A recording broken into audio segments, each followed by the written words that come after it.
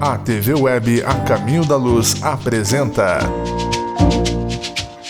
Palestras Espíritas.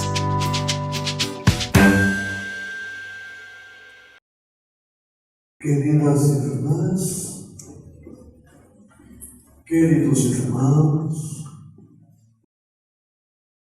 eu também evoco a presença, a proteção de Deus, de nosso Senhor Jesus Cristo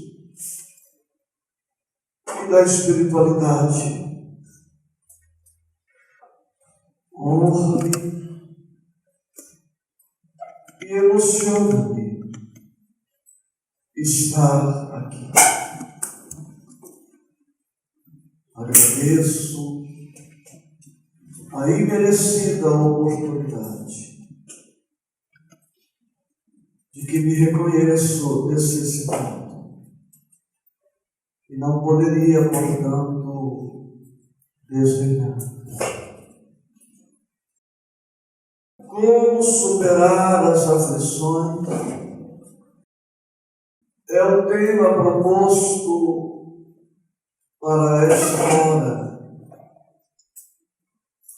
Como tantos outros temas, um tema vasto, profundo, necessário,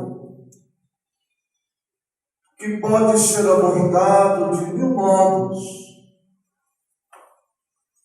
e que, para ser abordado de maneira mais ampla e mais satisfatória, reclama um tempo maior do que o tempo que se destina a uma palestra.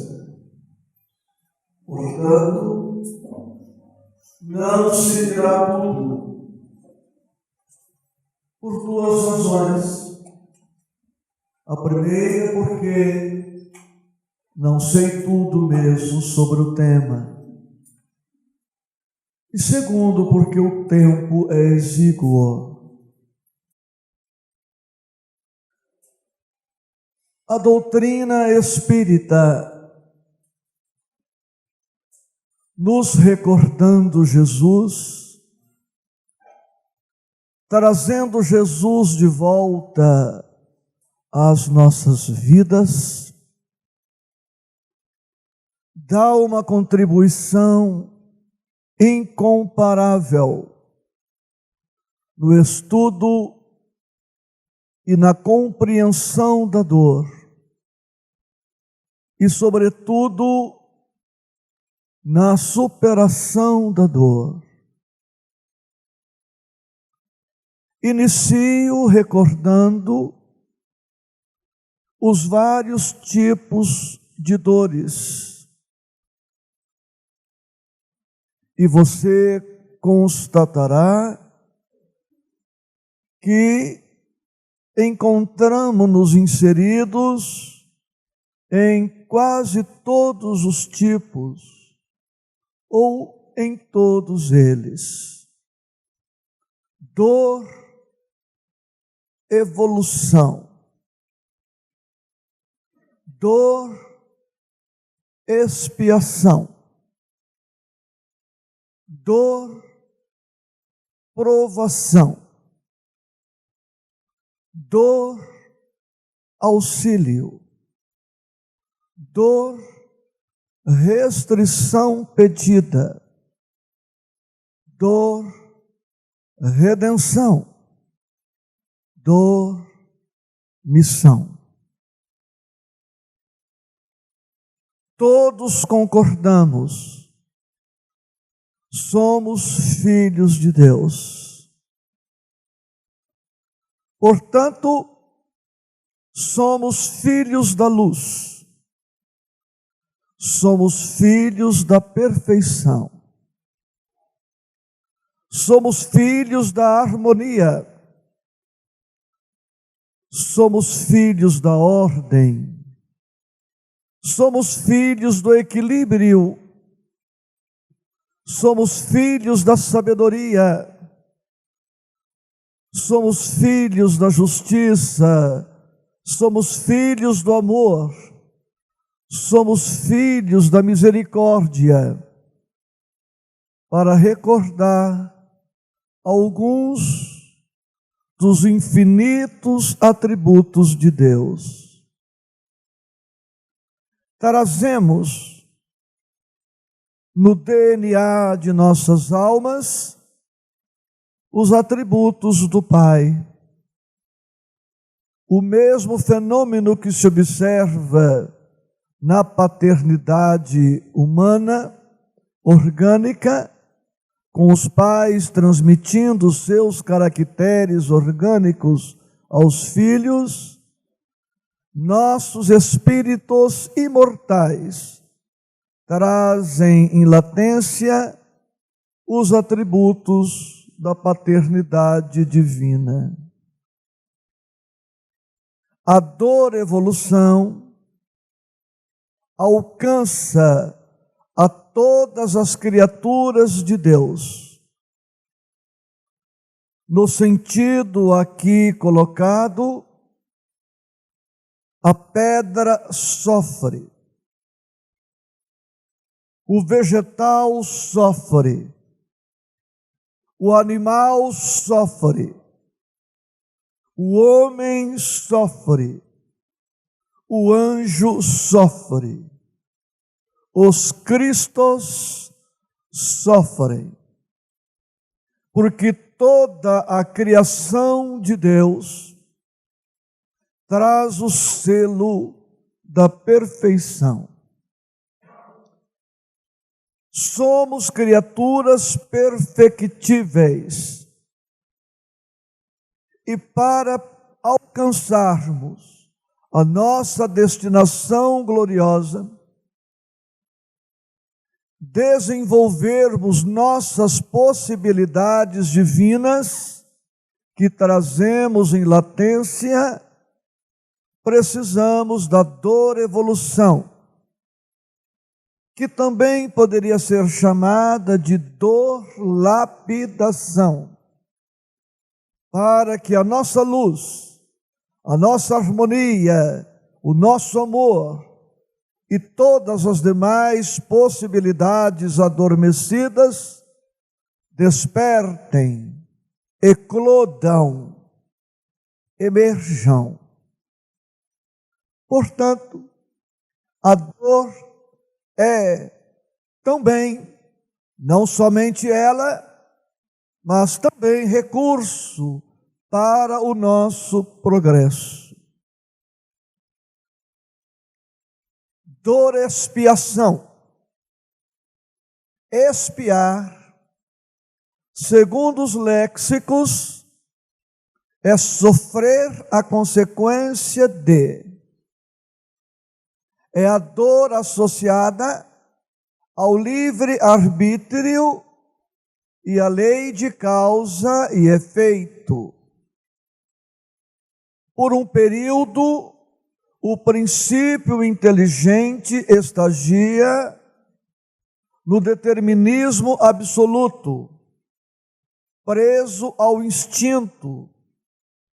Chega um instante da sua evolução que começa a conquistar a liberdade de escolha, o que está descrito, embora de maneira um tanto mitológica, por Moisés no livro Gênesis, o primeiro capítulo da Bíblia, no Velho Testamento, quando Adão e Eva, comendo do fruto da árvore da ciência da vida, expressão literal de Moisés, são expulsos do paraíso. Essa expulsão do paraíso significa o momento histórico em que o espírito começa a ser responsável por si mesmo. E lá consta que entre aspas, como castigo, eles haveriam de comer do próprio esforço, do próprio trabalho. E como o espírito é criado simples e ignorante, compreende-se que, com muita frequência, procederá a escolhas inadequadas.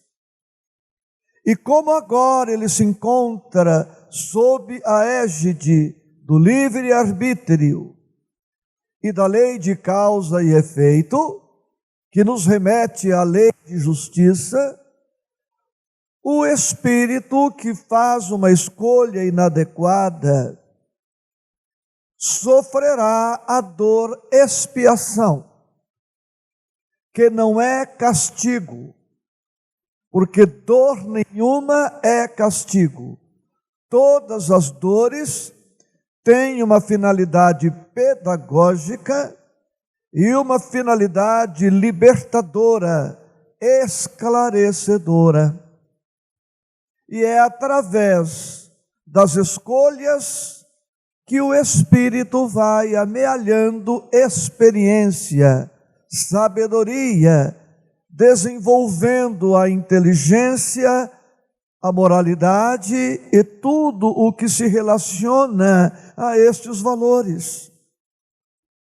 A expiação pode dar-se na encarnação mesma, em que o espírito age ou agiu de maneira inadequada, como também poderá dar-se no mundo espiritual após a desencarnação, ou ainda nas próximas encarnações ou reencarnações. Com a doutrina espírita aprendemos que, remontando dos efeitos às causas, saberemos se as dores, se o sofrimento são oriundos desta ou de outras encarnações. Mas como se verá ainda nesta palestra, o que menos importa para o espírito é saber se a dor é desta ou de outras encarnações. Dor, provação. Estamos, observe, passando um pouco por cada uma destas modalidades, tentando explicá-las com a objetividade e a simplicidade possível. Dor, provação, é a dor teste, a dor avaliação, a dor exercício. O espírito está fadado à evolução, à perfeição relativa. E ao reencarnar, traz no bojo da sua programação algumas experiências, testes, oportunidades de avaliação para promoção, para crescimento, para avanço. Basta fazermos uma analogia entre as provas aplicadas nas escolas para os alunos e as provas aplicadas ao espírito em uma dada reencarnação.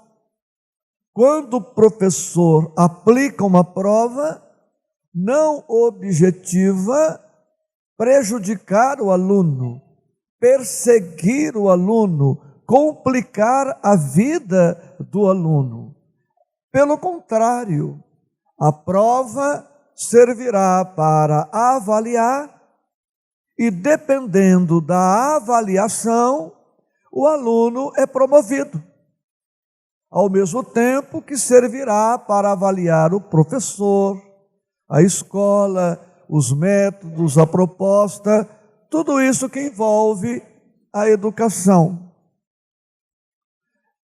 Para que nós possamos bem passar pela prova, enfrentar a prova e naturalmente vencê-la, precisaremos de testes. Se não formos testados, não há como nós e a vida procederem a uma avaliação justa, correta. Digamos que alguém reencarne com o objetivo de desenvolver a virtude da paciência. Poderia ser uma outra virtude, tolerância, compreensão, humildade, etc. Para que este espírito, que se propôs a desenvolver um nível maior de paciência, reencarnará trazendo circunstâncias, situações, conviverá com pessoas que porão a sua impaciência à prova. E de tanto errar, de tanto sofrer, de tanto penar nas reações impacientes, intempestivas, precipitadas, o espírito, pelas experiências repetidas, terminará a reencarnação aprendendo, percebendo que ele precisa conduzir-se pela paciência. A prova terá atingido a finalidade. E para isto, para ficar ainda no exemplo da paciência, precisaremos de paciência para adquirirmos paciência. Porque não será surpresa se, para atingir um nível satisfatório de paciência, precisarmos de uma encarnação inteira. Como adquirir paciência na infância? É tempo insuficiente e nada favorecerá a criança a desenvolver a virtude. Como conquistar esta virtude preciosa na adolescência, marcadamente impulsiva? Como conquistar paciência na juventude? Na madureza, começamos a nos tornarmos mais reflexivos, mais refletidos, e vamos percebendo que se não desenvolvermos uma certa calma, uma certa compreensão, uma certa tolerância, uma certa capacidade de perdoar, não atingimos a paciência. E aí, para cúmulo da nossa felicidade, chega a terceira idade, que é uma bênção. Quando então todos os esquemas vão sendo revistos e o espírito vai aprendendo a dobrar a sua cerviz, vai tendo uma visão diferente do conjunto, mais amadurecido, mais experiente, mais sofrido, ele chega finalmente na conquista, na vivência da paciência, está pronto para desencarnar. Olha que beleza, né? Mas como por isso que eu estou adiando conquistar a paciência, que é para poder enrolar Deus, levar Deus na conversa e enrolar a vida. Eu digo, calma, eu não tenho ainda paciência. apenas um exemplo. E assim vamos compreender porque próximos de nós temos pessoas difíceis, situações difíceis, necessárias, sem as quais não teremos o material, a oportunidade de trabalhar na conquista daquela determinada virtude. No caso, mencionado a título de exemplo, paciência. Portanto, esta pessoinha que está aí do seu lado, de mãos dadas, é a sua professora de paciência, ou o seu professor de paciência. É assim. Precisamos dos professores, sem eles, o que será do aprendiz? Quase sempre os nossos melhores professores são os que estão mais próximos. Às vezes, um companheiro de casa espírita será o nosso professor de paciência. Portanto, não só não reclamar, como ainda agradecer. Olha aqui. Então o sujeito vive nos apurrinhando, criando problemas, perturbando, e como aprendizes, como alunos, diremos: obrigado, professor, obrigado por mais esta aula, obrigado por mais esta oportunidade de treinar a paciência. Então o sujeito nos apurrinha e a gente ainda fica devendo obrigação. Olha só, não é assim? Como devemos muito aos nossos professores. Oi, Cláudia. Todos fazemos isso. Portanto, dor provação, dor auxílio.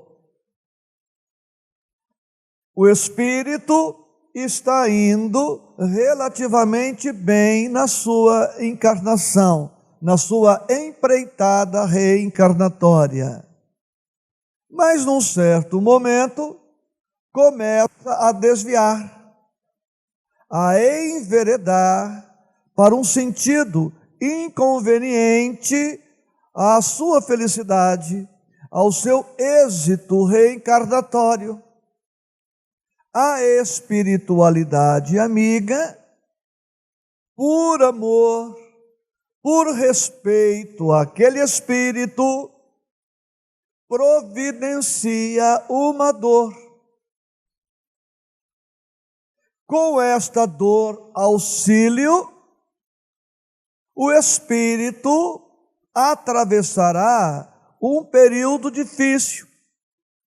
Então, digamos que seja um homem, poderia ser uma mulher, um homem intolerante, grosseiro, mal agradecido, por mais que a esposa faça, nada está bom, não é mais que obrigação dela.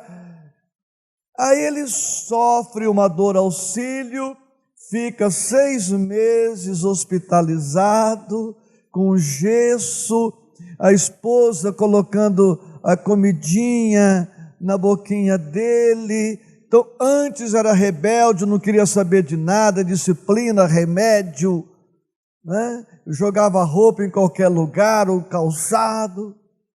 Aí depois de 6 meses ele volta para casa, humilde, né? Paciente, apoiado pela esposa. Ah, bem, obrigado, se não fosse você na minha vida, você me ajuda a me sentar aqui, a me deitar. Obrigado, você é maravilhosa, você é linda, você é o anjo que Deus colocou na minha vida. Se não fosse você, pronto, dor auxílio. Aí a dor passa, ele esquece tudo e volta, mas já não é mais o mesmo. Se for preciso, a espiritualidade arruma outra dor auxílio. Então essa dor acontece em muitos de nós. Dor, restrição pedida. A ela quem se refere é André Luiz. Digamos que um espírito se perdeu, e aliás é o exemplo que ele dá, se perdeu em razão da beleza física. André Luiz conta a história de uma jovem que numa determinada encarnação perdeu-se em razão da beleza plástica, vaidosa, orgulhosa, prepotente.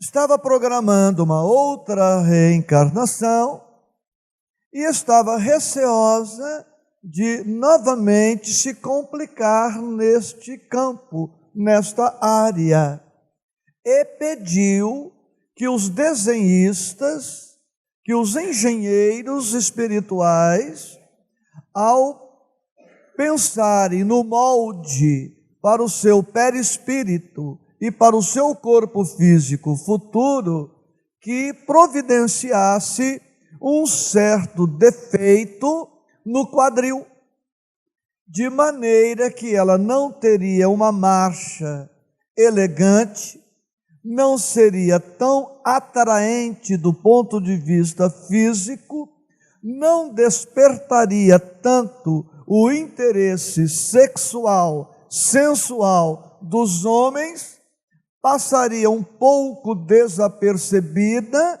por conta desta dificuldade, e com isto perderia, num certo sentido, perderia o encanto, perderia o interesse de muitos, mas ganharia de maneira mais profunda, porque se preservaria, se protegeria através daquela deficiência.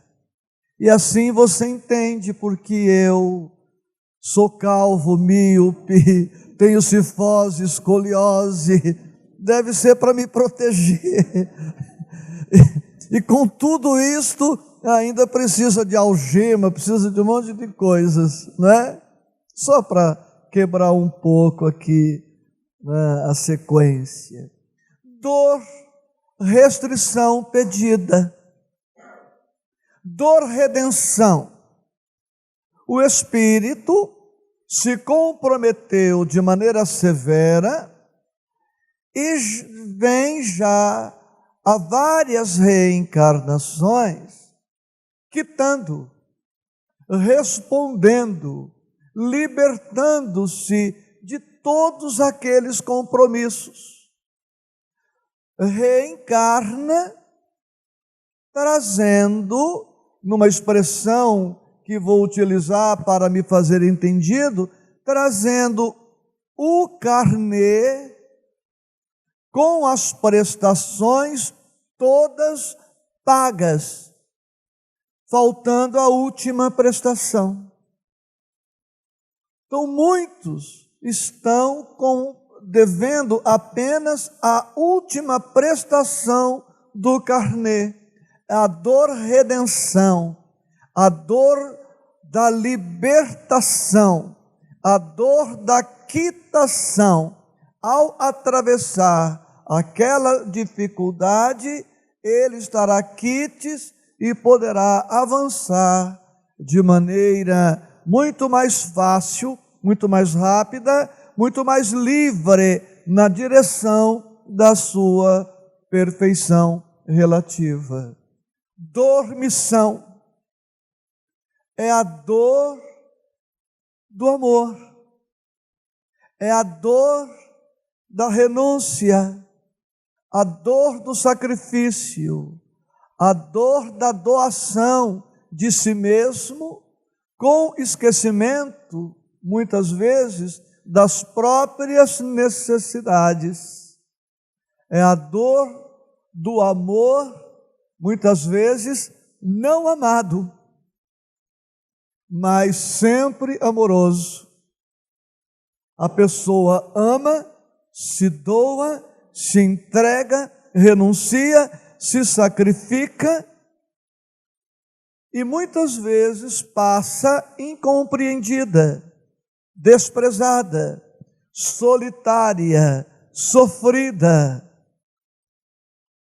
É uma dor também muito presente. Por esta razão, com a doutrina espírita, precisamos ter cuidado na análise do sofrimento e no diagnóstico do sofrimento ou na atribuição das causas desta ou daquela dor. Pense agora nas suas dificuldades. Trata-se de dor, evolução. Trata-se de dor, expiação. Trata-se de dor, provação. Dor, auxílio. Dor, restrição pedida. Dor, redenção. Dor, missão. Qual é o tipo de dor que você possui, que nós possuímos? Digo a você que não tem nenhuma importância sabermos por que estamos sofrendo. Qual é o tipo de dor que nos acomete? Porque mais importante do que chegar a esta conclusão será a nossa atitude diante da dor que está presente nas nossas vidas. Se for dor, expiação, vamos nos revoltar só por conta disto? Se for dor, provação, vamos nos afligir por conta disto? Não importa. Deixo para nós uma frase dentre tantas que poderíamos aqui trazer para o nosso estudo. As atitudes são mais importantes que os fatos. Guarde este pensamento. As atitudes são mais importantes que os fatos. Como nos comportamos diante da dor será sempre mais importante do que sabermos qual o tipo de dor que estamos enfrentando. Eu sei, à luz da doutrina espírita, que buscarmos alguma razão, alguma compreensão sobre o nosso passado terá utilidade. Mas não há necessidade para a superação. Então, digamos que alguém tenha um filho problema.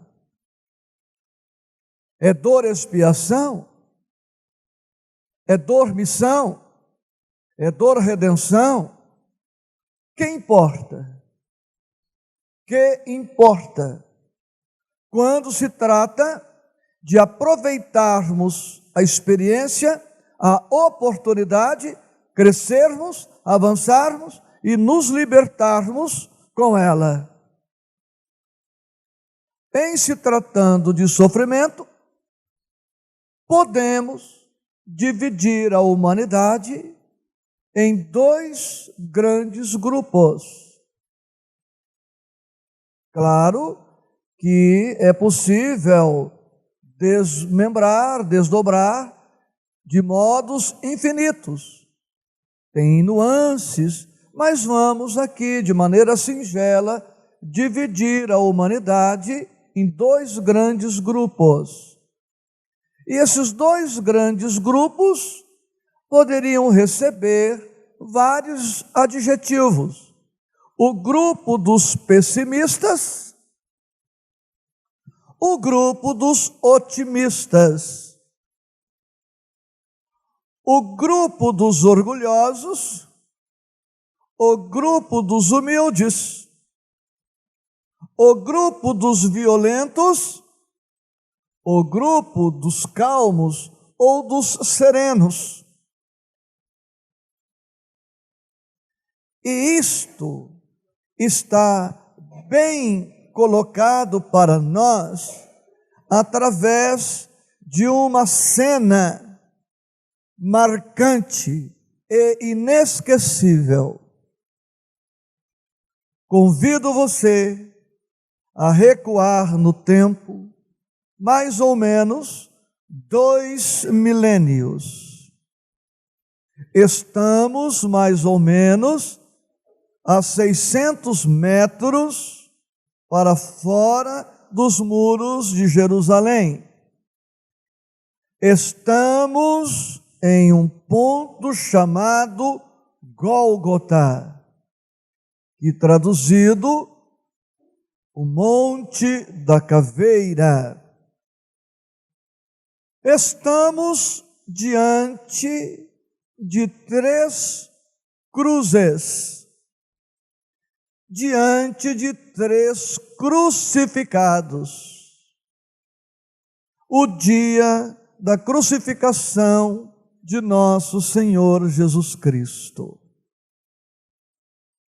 Como sabemos, ele era o crucificado do meio.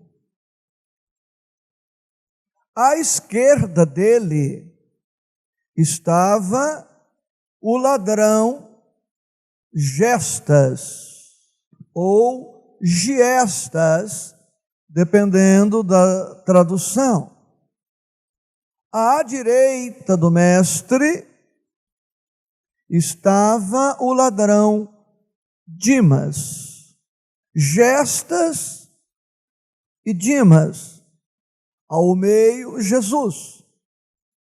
Eu disse que podemos dividir a humanidade em 2 grandes grupos, porque, por enquanto, ou nós estamos no grupo representado por Gestas, o mau ladrão, ou estamos integrando o grupo representado por Dimas.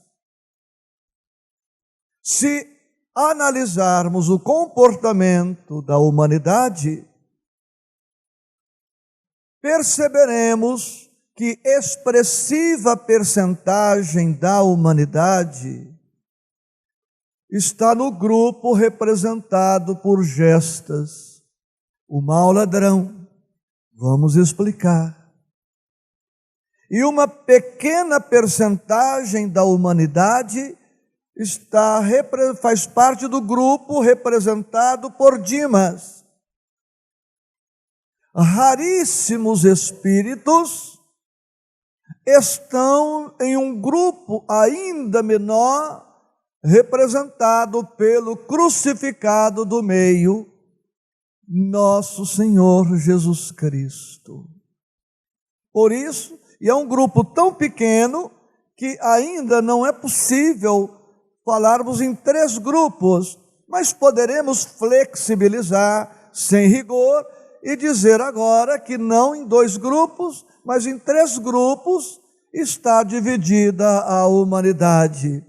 Mas seria muita pretensão de alguém equiparar-se ao crucificado do meio. Por isso, prefiro sempre ficar com os 2 grupos. Volte na cena do Calvário. Gestas, o mau ladrão, volta-se para Jesus e começa a blasfemar, a vociferar, a se queixar.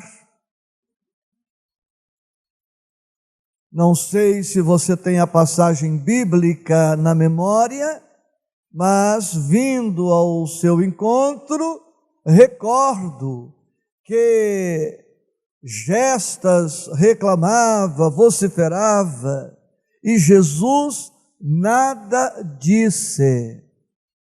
manteve-se em silêncio, compreendeu o estágio daquele espírito, respeitou o estágio daquele espírito e sabia que naquele momento, naquela circunstância, aquele espírito estava cego e surdo a qualquer aconselhamento, a qualquer orientação, a qualquer reflexão de natureza filosófica. Naquele instante, aquele espírito, gestas, não perceberia, não compreenderia, não aceitaria ser ele o responsável pela própria desdita. E Jesus, penetrando no psiquismo daquele espírito, ainda inexperiente, imaturo, despreparado, respeitou-o. Dimas, à direita do mestre, estabelece com Jesus um diálogo. E sendo um diálogo, os dois trocam frases. Diz Dimas: mestre, lembra-te de mim quando entrares no teu reino. Dimas está em condições de parlamentar, de dialogar com o mestre. E Jesus, percebendo isto, vai ao encontro da angústia daquele espírito e diz para ele: em verdade te digo, hoje estarás comigo no paraíso. Esta frase do mestre não tem sido interpretada de maneira adequada. Me permitam trazer dois apontamentos para mostrar o sentido do que Jesus estava dizendo para aquele crucificado. Jesus não quis dizer que logo depois da morte do corpo, o espírito entraria imediatamente nas regiões superiores, nas regiões felizes, porque este espírito precisaria ainda reencarnar, passar pelas dores, evolução, expiação, provação, auxílio, restrição pedida, redenção, dormição, para depois atingir a plenitude e o reino dos céus, na expressão bíblica. Mas os teólogos antigos mudaram o lugar da vírgula da frase e mudou o sentido da frase. Jesus disse: em verdade te digo hoje, vírgula, estarás comigo no paraíso. Estarás remetendo ao futuro. Mas colocaram a vírgula antes da palavra hoje mudou tudo. Em verdade te digo, vírgula, hoje estarás comigo no paraíso. Olha o que é uma vírgula. Dizem que um ponto é letra para quem sabe ler, e uma vírgula mudou toda a teologia. Aí está a possibilidade de se entrar no céu sem esforço nenhum. Morou? Então paga aluguel, como se dizia antigamente, né, Tileia? Mas tem um outro sentido. Em verdade te digo, hoje estarás comigo no paraíso.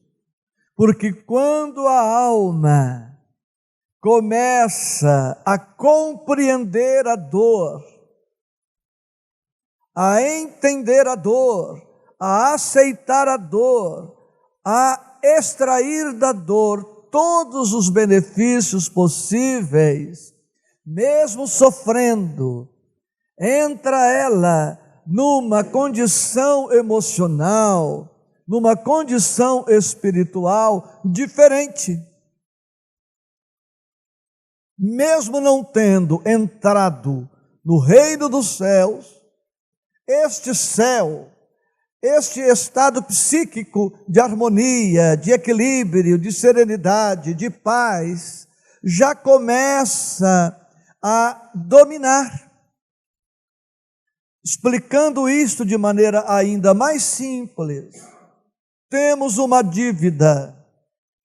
A dívida ainda não foi quitada, mas já pagamos uma parcela, pagamos outra. Sabemos que nos próximos pagamentos teremos recurso suficiente para honrar aquele compromisso, mesmo antes de quitar toda aquela dívida, já começamos a experimentar uma certa tranquilidade. Basta a percepção de que teremos possibilidades de quitar o compromisso e já uma certa serenidade nos domina. Gestas, o mau ladrão, representa aqueles que sofrem e não aprendem, aqueles que sofrem e não crescem, aqueles que sofrem e não aproveitam. Gestas, reclamando na cruz, representa todas as criaturas humanas que sofrem sem Deus, que sofrem esquecendo-se da vida espiritual, da imortalidade da alma, e que sofrem, portanto, presos somente aos interesses materiais, gerando estresse, gerando ansiedade, gerando pânico, gerando medo, tédio, frustração, decepção, revolta, desespero, dentre outras doenças que vivem para o corpo, para os interesses materiais, embora se afirmem cristãos e alguns se afirmem espíritas. O mau ladrão que reclama representa aquele ingrato que não percebe a beleza do planeta em que está encarnado. Um planeta lindo, natureza verde, exuberante, quedas d'água, rios, mares, cachoeiras, um planeta com pássaros, borboletas, montanhas, nuvens, céu azul, e ele, desatento, indiferente a tudo isto, se imagina, se sente, se crê em um verdadeiro inferno. Um planeta que poderia ser perfeitamente habitado por seres angélicos, que ficariam felizes e honrados por estarem encarnados num planeta cujo Cristo é nosso Senhor Jesus. Gestas representa aqueles que se esquecem de tantas benesses, de tantas bênçãos, de tantas alegrias neste planeta maravilhoso. Porque se tem alguma coisa errada aqui, não é com o planeta, convenhamos. Tem até uma piadinha que corre por aí, falando do Brasil, que não ia ter terremoto, que não ia ter tsunami, mas você vai ver o povinho que eu vou colocar lá. Você já deve ter visto isso, não é? Então o planeta é lindo. Então gestos representam aqueles que perderam todo o romantismo, toda a poesia, todo o encanto de viver. Representam aqueles que, saindo numa noite de inverno, não atentam para a lua, para Selene, na expressão da mitologia grega, linda, exuberante. Eu tenho o privilégio de viajar pela doutrina espírita e às vezes viajo à noite, sozinho no carro, e não sinto temor de absolutamente nada. E aquela lua dominadora, e eu apago por alguns poucos quilômetros o farol do carro, deixando a lanterna acesa, viajando com a luz do luar, clareando o asfalto, e você pode ver o campo lateralmente. As estrelas triunfantes, eu olho, me emociono, me embeveço e falo: meu Deus, isso tudo é para mim, isto tudo é para nós. Então as pessoas, como gestas, não percebem nada disto. O sol, certa tarde, o sol estava se pondo numa posição que a sua luminosidade não me agredia, e eu pude ver na direção do volante, pela posição da estrada e do sol, o sol à minha frente, aquela bola de ouro envelhecido, de cor de ouro envelhecido, grandiosa, e eu olhando-a e chorei. Como me emocionei agora há pouco, aqui à mesa, me preparando para este momento. Chorei e disse: estou vendo uma estrela, estou vendo a minha estrela, que me acompanha há bilhões de anos.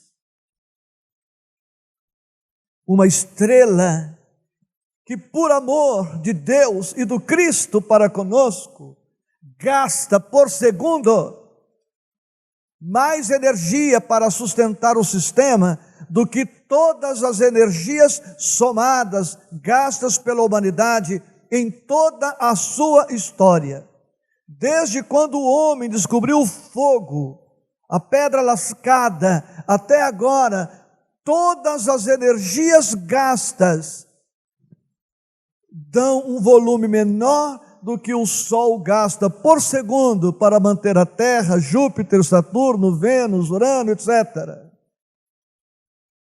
E a gente passa por aqui sem se tocar, sem perceber isto, achando a vida um inferno, esse planeta uma desgraça, um problema. Claro que não é o nosso caso, né? Gestas representa aqueles que não aproveitam a oportunidade deste dia. Pensa bem, um dia maravilhoso, 24 horas. Segundo os psiquistas, nós desenvolvemos 60 mil pensamentos por dia. Então hoje nós temos 60 mil possibilidades de pensarmos do bem, de pensarmos no amor, de pensarmos em perdão, de pensarmos em misericórdia, de pensarmos em bondade. E isto independe de condições climáticas, independe de tudo, independe de todos, bastando somente o nosso querer, a nossa autodeterminação. O espírito, em média, desenvolve quase 2 bilhões de pensamentos numa encarnação. E poderíamos desenvolver 2 bilhões de pensamentos em torno do bem.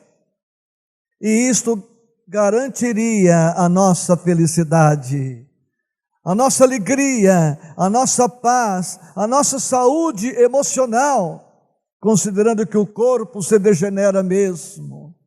Então, gestas representam os pessimistas, os derrotistas, os desanimados, os insatisfeitos crônicos, os queixosos crônicos, para os quais nada, ninguém está bom, nada serve.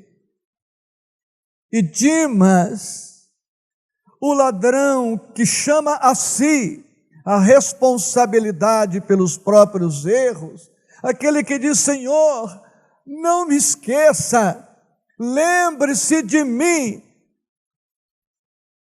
representa aqueles que sofrem com Deus e, portanto, sofrem com coragem, sofrem com fé, sofrem com esperança, sofrem com resignação, sofrem amando, sofrem esperando, sofrem compreendendo, sofrem tolerando, sofrem estudando, sofrem crescendo, sofrem avançando, sofrem libertando-se.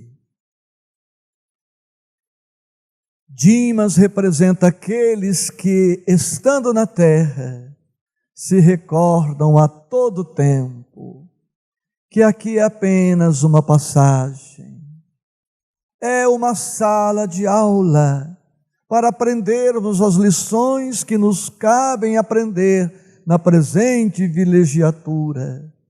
São aqueles que compreendem que a terra é também um hospital, que estamos aqui tratando as nossas feridas do corpo, mas sobretudo as feridas espirituais.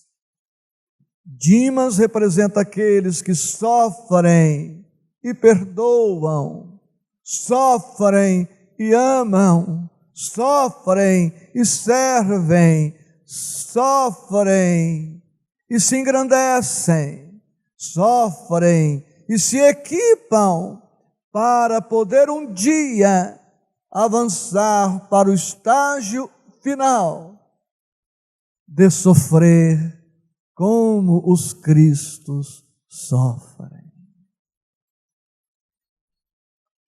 que é a dor do amor não amado, mas amoroso de sempre, como nos escreve Joana de Ângeles. Portanto, encerrando as nossas reflexões, entenda o momento grandioso que você passa, que nós passamos, e alegremo-nos, porque pela presença do Evangelho em nossas vidas, pela presença do Cristo em nossas vidas, pela presença da doutrina espírita em nossas vidas, nós fomos chamados a ser, desde hoje, Cristos. Cristo não é nome, Cristo é condição.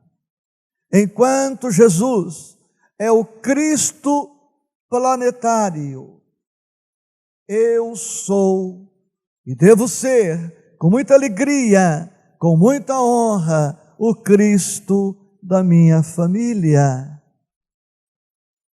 Você está sendo chamado a ser o Cristo da sua família.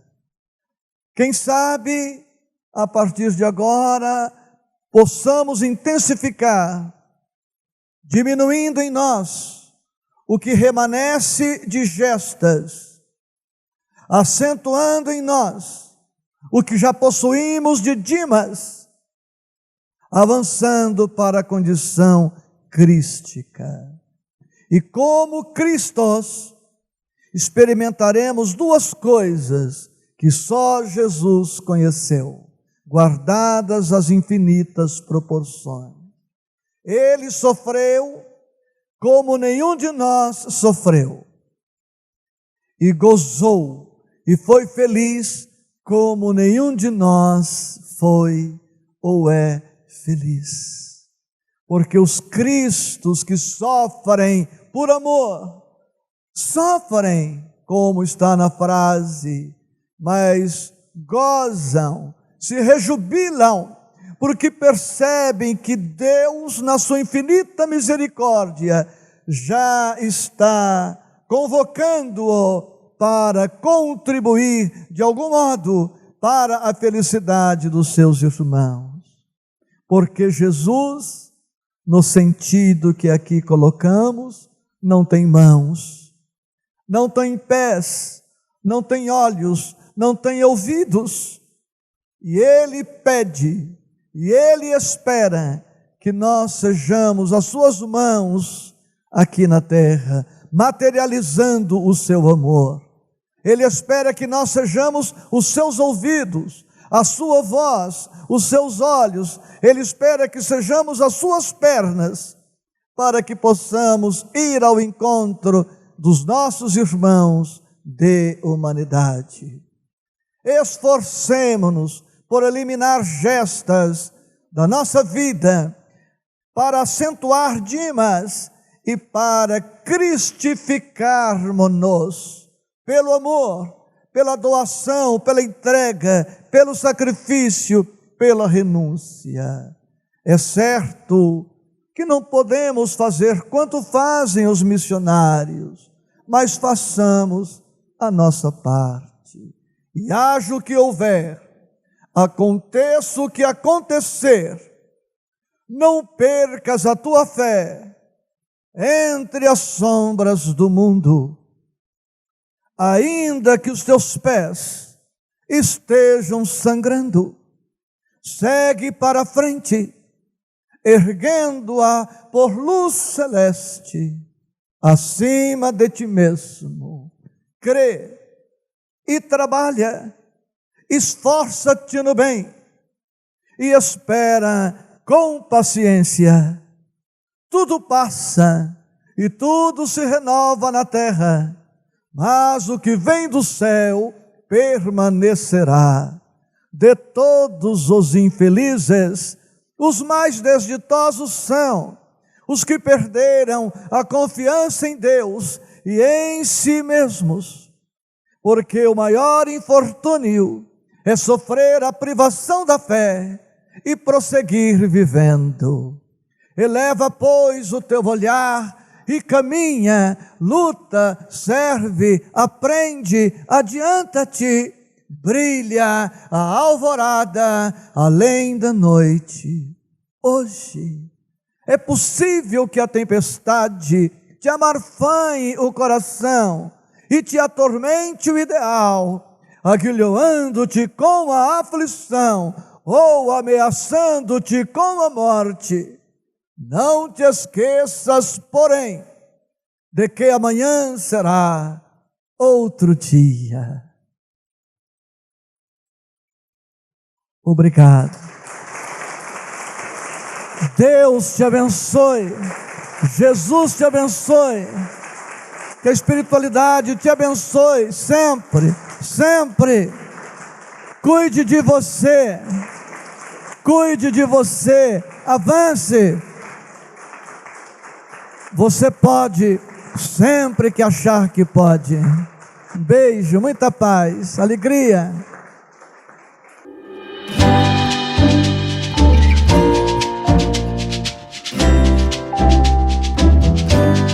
A TV Web A Caminho da Luz apresentou Palestras Espíritas.